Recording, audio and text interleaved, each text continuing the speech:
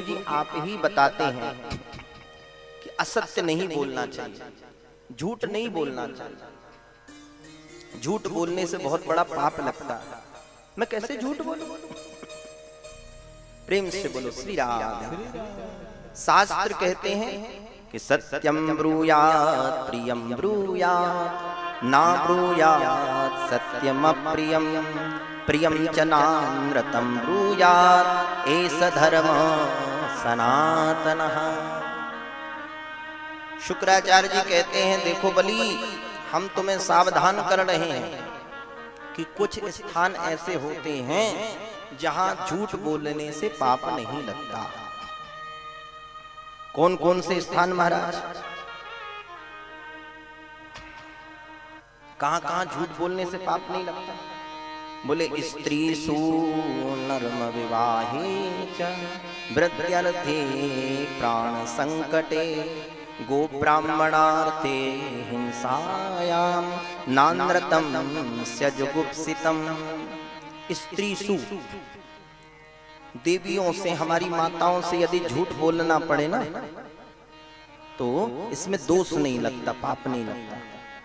क्यों नहीं लगता?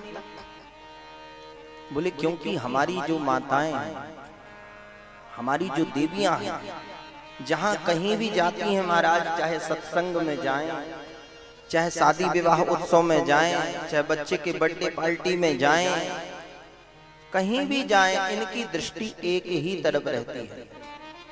कहां? बोले किसने क्या पहनी है महाराज, किसके गले में कौन सा हार है, किसके गले में कौन सा नेकलेस है, किसने क्या पहना है, इनकी दृष्टि एक ही तरफ रहती है। और यदि कदाचित वह हार, वह ज्वेलरी, वह आभूषण इनको पसंद आ जाए तो फिर तो कहना ही क्या है महाराज। फिर घर में जाके एक ही फरमाइश, सुनो जी क्या हुआ? बोले वो मेरे बगल की पड़ोसन आज आई थी कथा में, बड़ी मटक रही थी, बड़ी हार दिखा रही थी बार बार मुझे। और सुनो, मैं भी यदि वैसा ही हार जब तक नहीं लूंगी तब तक मैं मानने वाली नहीं हूं, मुझे तो हार चाहिए। अब आपने कहीं महाराज मना कर दिया कि देखो देवी जी, अब जैसे तैसे कोरोना काल चल रहा है और अभी पैसे की भी बड़ी तंगी है, घर को जैसे तैसे मैं चला रहा हूं, पप्पू की ट्यूशन की फीस भी जमा करनी है, घर का अनाज भी भरना है, कपड़े भी लाना है, और तुम्हें हार की सूझ रही है।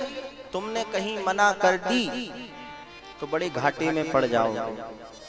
शाम का जो भोजन मिलना है ना वो भी नहीं मिलेगा महाराज। इसलिए उस समय परिस्थिति को देखते हुए यही कह देना चाहिए कि देवी जी तुम्हें हार की पड़ी है। हार कोई बड़ी चीज है क्या?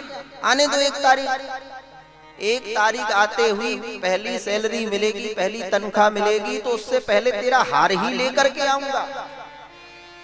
अब बताओ तब तक के लिए झगड़ा टल गया कि नहीं टल गया? अब कब एक तारीख आएगी महाराज और कब हार आएगा घर में? तो इसलिए ऐसी कुछ परिस्थिति में झूठ भी बोल देना चाहिए। स्त्री सु नर्म, नर्म कहते हैं हास्य परिहास को। हंसी मजाक में यदि कोई मित्र आपस में हास्य परिहास कर रहे हैं और थोड़ा बहुत झूठ बोलना पड़े तो उसमें दोष नहीं लगता। विवाहे च, किसी बेटा बेटी का विवाह हो रहा हो और उसमें थोड़ा बहुत 19-20 करके बताना पड़े, कोई पूछे कि बेटी कैसी है, पढ़ी लिखी है, और आप कहने लगे महाराज बिल्कुल पढ़ी लिखी नहीं, कुछ अक्ल है ही नहीं उसे। किसी का रिश्ता संबंध हो रहा है तो थोड़ा झूठ बोल दो, संबंध हो जाए वहां झूठ बोल देना चाहिए। वृत्त्यर्थे, वृत्ति में, जीवन यापन करने में, व्यापार वाणिज्य में थोड़ा बहुत 19-20 झूठ बोलना पड़े कि महाराज बड़ी कीमती साड़ी है और तुमको दे रहे हैं हम, तुम हमारे परिचित हो करके, नहीं तो इतने में हम नहीं देते। तो वहां यदि व्यापार में थोड़ा बहुत झूठ मूठ बोलना पड़े तो वहां बोल देना चाहिए।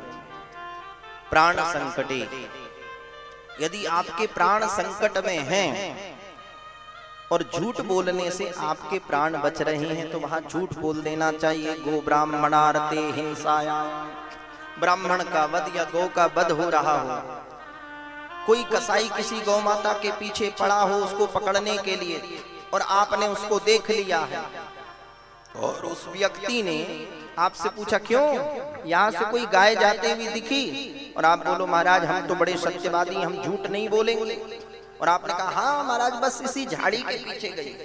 अब उसने उस गाय को पकड़ लिया और उस गाय की हत्या हो गई, तो तुम्हारे सत्य बोलने के कारण उस गाय के प्राण गए कि नहीं? तो ऐसी जगह सत्यवादी नहीं बनना चाहिए, झूठ बोल देना चाहिए। परंतु ध्यान देना, हमारा सनातन धर्म कभी भी झूठ बोलने की आज्ञा नहीं देता है। ये तो शुक्राचार्य जी अपने चेले का पक्ष लेते हुए समझा रहे हैं शिष्य को। हमारा शास्त्र क्या कहता है कि सत्यम ब्रूयात् प्रियम ब्रूयात्, ना ब्रूयात् सत्यम अप्रियम। सत्य तो बोलो परंतु अप्रिय सत्य नहीं बोलना चाहिए कि किसी को बुरा लग जाए। महाराज अप्रिय सत्य भी नहीं बोलना चाहिए। एक बार सुबह सुबह की घटना है। सुबह सुबह एक विद्यार्थी स्कूल जा रहा था रास्ते से, और एक सेठ जी महाराज अपनी कोठी में 3 मंजिला मकान में सबसे ऊपर मॉर्निंग वॉक कर रहे थे छत पे। जैसे उस विद्यार्थी ने सेठ जी को देखा तो खिलखिला के हंस पड़ा। सेठ जी ने उसे हंसते हुए देख लिया, क्योंकि सेठ जी का पेट जो था थोड़ा मोटा था, शरीर थोड़ा हेल्दी था, भारी था। सेठ जी ने देख लिया। सेठ जी को शंका हुई कि ये बच्चा आखिर हंसा क्यों। सेठ जी समझ गए, तुरंत अपने सेवकों को आदेश दिया जाओ तो बच्चे को पकड़ के लाओ। सेवक लोग गए और उस बच्चे को पकड़ करके ले आए। सेठ जी ने पूछा बेटे तुम एक बात बता सकते हो? बोले क्या? बोले तुम अभी हंस रहे थे, मैं देख रहा था, क्यों हंसे तुम? वो बच्चा बोलने लगा सेठ जी बस बोले ऐसी हंसी आ गई, बोले कोई बात याद आ गई थी तो हंस दी। बोले नहीं नहीं बच्चे, हम तुम्हें कोई कष्ट नहीं देंगे, कोई तकलीफ नहीं देंगे, तुम बिल्कुल निर्भीक होकर के कहो, बताओ कि तुम हंसे क्यों। वह बच्चा डरते डरते कहने लगा सेठ जी मैं सच कहूं? बोले हाँ सच बताओ, हम कुछ नहीं करेंगे तुम्हें। बोले सेठ जी मैं यही सोच करके हंसा कि आपका शरीर कितना मोटा है, कितना भारी शरीर है, कैसे कैसे तुम इतनी ऊपर आए होगे 3 मंजिला मकान में, और कदाचित तुम्हारी यहां मृत्यु हो गई, तुम मर गए तो तुम्हें नीचे कौन उतारेगा। सेठ जी को बड़ा बुरा लगा, कैसा नालायक बच्चा है, कैसा बोलता, कितना भयंकर इसकी वाणी है, कैसे कैसे शब्द बोलता, कैसे कैसे लोग पड़े भैया। बोले इस बच्चे को बंद करो। सेवकों ने उस बच्चे को बंदी गृह में बंद कर दिया। इतने में जब उनके घर के लोगों को पता चला, उस बालक के पिता को पता चला, तो धर्मपत्नी ने कहा जरा पता तो लगाओ, हमारा बेटा को वो नगर के सेठ ने बंद करके रखा है। तो पतिदेव गए और पतिदेव कहने लगे सेठ जी अब वो बच्चा ही है, अब उसने ऐसा कुछ बोल दिया तो आपको ऐसा नहीं करना चाहिए। बोले कैसा नहीं करना चाहिए? बच्चा तुम्हारा बच्चा कहता है कि यदि यहाँ पे मर गए तो कौन नीचे उतारेगा। बोले महाराज अभी उससे ज्ञान नहीं है, अबोध बच्चा है। बोले यदि मर भी गए तो बोले उसमें उतारने की क्या आवश्यकता, बोले टुकड़े टुकड़े कर लेंगे, काट काट करके नीचे उतार लेंगे। अब तो सेठ जी को लगा कि ये बच्चे का ही बाप है। बोले इसे भी बंद करो। कैसा बोलता है, सुबह सुबह का समय हो और ऐसी अशुभ वाणी बोल रहा है। अब बेचारी पत्नी घर पे, पतिदेव भी चले। पत्नी को लगा चलो मैं चल करके पता लगाती हूँ क्या हुआ। रोते रोते पत्नी आई। पत्नी कहने लगी सेठ जी महाराज आपने हमारे बच्चे को भी बंद कर दिया, हमारे पतिदेव को भी बंद कर दिया, अब मैं किसके सहारे रहूंगी। बोले तेरा पति और तेरा बेटा मुझसे कह रहा था कि यहाँ मर गए तो नीचे कौन उतारेगा, और तेरा पति कह रहा कि काट काट करके नीचे उतार लेंगे। पत्नी कहने लगी सेठ जी अब क्षमा करना, वो दोनों को बिल्कुल अकल नहीं है, बिल्कुल भी ज्ञान नहीं है, एक पैसे की अकल नहीं है। बोले उतारने की भी क्या आवश्यकता, बोले वहीं पर संस्कार कर देंगे, वहीं पर क्रिया कर देंगे। प्रेम से बोलो श्री राम। तो इस प्रकार हम सत्य तो बोलें, परंतु अप्रिय सत्य नहीं बोलना चाहिए।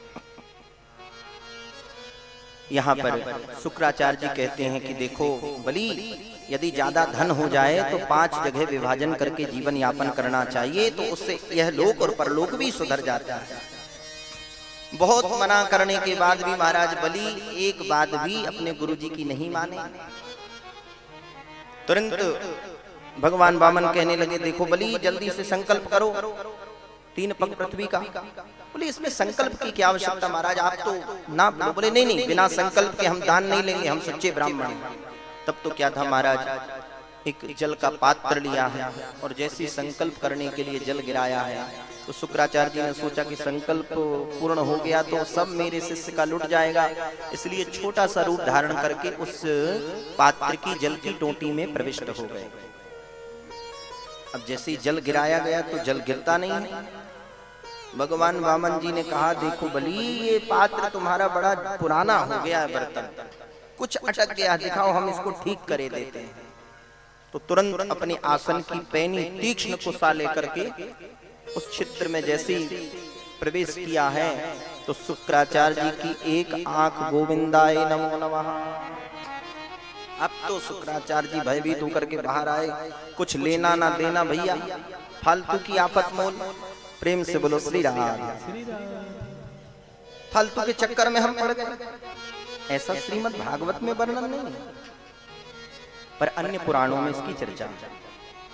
इसलिए कोई दान कर रहा हो, कोई शुभ कार्य कर रहा हो, तो उसमें जो है बाधा नहीं उत्पन्न करना चाहिए।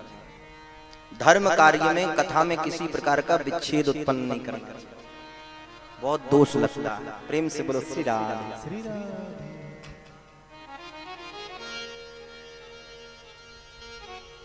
ऐसे नहीं जरा जोर से बोलो श्री राम। संकल्प पूरा हुआ, भगवान ने अपना विशाल रूप धारण करके और एक पग में नीचे के 7 लोगों को नाप लिया, दूसरे पग में ऊपर के 7 लोग, और महाराज बलि से कहते हैं बलि अब बताओ मैं तीसरा पग कहाँ रखूं। महाराज बलि हाथ जोड़ करके खड़े हो गए, कहने लगे प्रभु आपसे मैं यह पूछना चाहता हूं कि दान देने वाला बड़ा होता है कि दान की वस्तुएं बड़ी होती है। भगवान वामन मुस्कुराए कहने लगे बलि दानी सबसे बड़ा होता है जो उन वस्तुओं का दान कर रहा है। महाराज बलि कहने लगा प्रभु आपने तो अभी ये दानी की वस्तुओं को, इसके धन को अभी नापा है, अभी ये दानदाता तो आपके सन्मुख खड़ा है, आप अपना तीसरा चरण कमल मेरे सिर पर रखिए। भगवान वामन ने चरण कमल महाराज बलि के सिर पर रखा है। ऐसे महाराज बलि के ऊपर भगवान ने कृपा की। एक मनवंतर में भगवान ने मत्स्यावतार धारण करके सत्यव्रत नाम के राजा की प्रलय पर्यंत रक्षा की है। प्रेम से बोलो श्री राधे। आइए 9वें स्कंद में सूर्य वंश का वर्णन है, जिसमें साक्षात भगवान श्री राम का प्राकट्य हुआ है। भगवान श्री राम जी की चर्चा करने के पूर्व